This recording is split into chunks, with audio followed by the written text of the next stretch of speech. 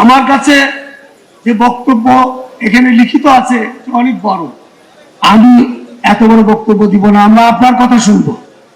আমাদের কাছে আমাদের চিকিৎসক সমাজ নানাবিধ দাবি দেওয়া আপনার সামনে পেশ করতে বলেছেন। আমরা এবার সেই দাবি দেওয়ার ফিরিস্তি আমরা সরাসরি না বলে আমরা একটু ভিন্ন পথে we have adopted an alternative process আমরা সায়েন্টিফিক সেমিনারের মাধ্যমে আপনার কাছে পেশ করেছি। আমরা সমস্ত দাবি দাওয়াগুলি কিন্তু আমাদের চিকিৎসকরা যা চান সেটি কিন্তু ইতিমধ্যে বলা হয়ে গিয়েছে এবং আমি অত্যন্ত নিশ্চিত যে আপনি সেগুলি নোট ডাউন করেছেন।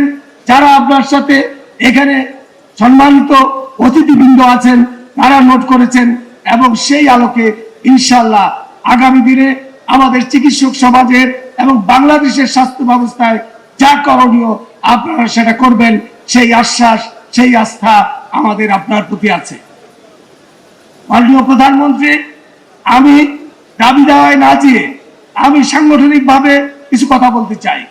র্যাব কেবল চিকিৎসকদের পেশাগত স্বার্থ রক্ষার সংগঠন নয়, এটি দেশের স্বাস্থ্য ব্যবস্থার উন্নয়ন, গণতান্ত্রিক মানবিক মূল্যবোধ ও জনকল্যাণে প্রতিশ্রুতিবদ্ধ একটি সংগঠন।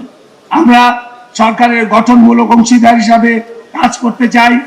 র্যাব আপনার পরামর্শে বিএনপির সবচেয়ে দুঃসময়ে পরপর 2টি নির্বাচনের মাধ্যমে তাদের নেতৃত্ব নির্বাচন করে, যা অন্য কোনো পেশাজীবী সংগঠন করতে পারে নাই।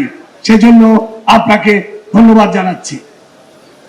আমাদের মাঝে মাননীয় প্রধানমন্ত্রী ভিন্নমত থাকতে পারে, কিন্তু চিকিৎসক সমাজের মর্যাদা, নিরাপত্তা এবং দেশের মানুষের স্বাস্থ্য সেবার প্রশ্নে আমরা ঐক্যবদ্ধ থাকতে অঙ্গীকারবদ্ধ। আমরা সবাইকে একসাথে নিয়ে কাজ করার ব্যাপারে আজ এই সমাবেশ থেকে দৃঢ় প্রতিজ্ঞা ব্যক্ত করছি।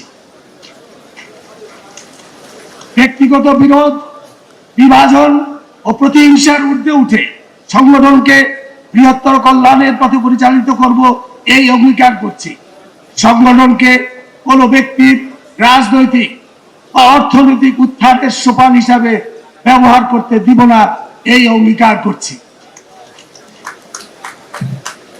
র্যাব আগামী দিনে ঐক্যবদ্ধভাবে আপনার নির্দেশিত পথে সবার জন্য স্বাস্থ্য সেবা নিশ্চিত করার লক্ষ্যে কাজ করবে।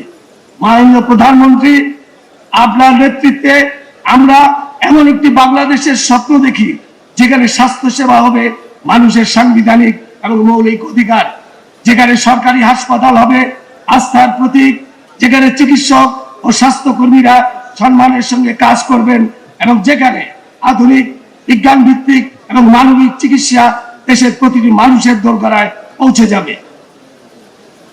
আমি এই অনুষ্ঠানে মাননীয় প্রধানমন্ত্রী অঙ্গীকার করতে চাই, আমাদের বর্তমানে 14,000 সদস্য আছেন।